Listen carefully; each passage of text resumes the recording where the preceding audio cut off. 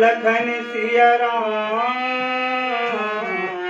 चंद्र देव की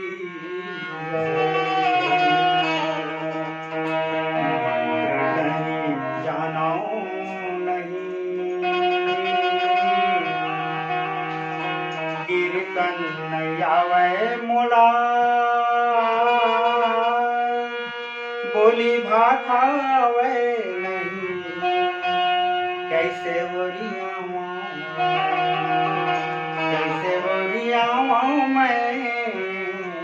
कैसे बोलियाँ मन माए आसे हवे आसे संग विश्वास हवे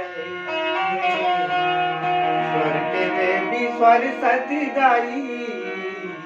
तो ही लागो राम तो ही लागो राम तो ही लागो राम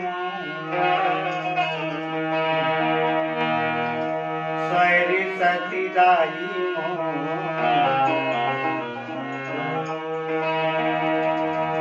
स्वर सती दाई हरि जी करता तो नाला गाओ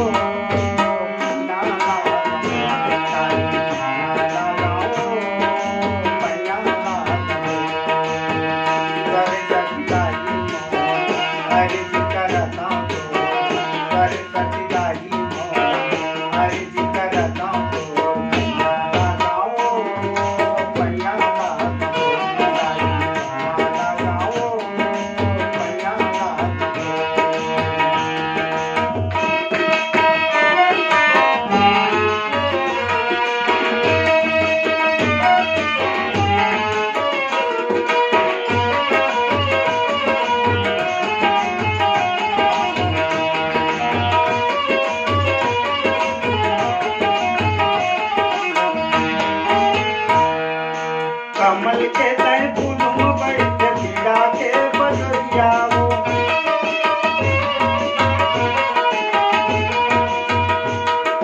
कमल के तय फूलों बैठ पीड़ा के बदरिया वो दोनों हाथ जोड़ के दाई लागत हम तोर पैया वो कमल के तय फूलों बैठ पीड़ा के बदरिया वो दोनों हाथ जोड़ लागत हम तोर पैया वो निचट अढ़ा पाया गाई निचट अढ़ा पाया गाई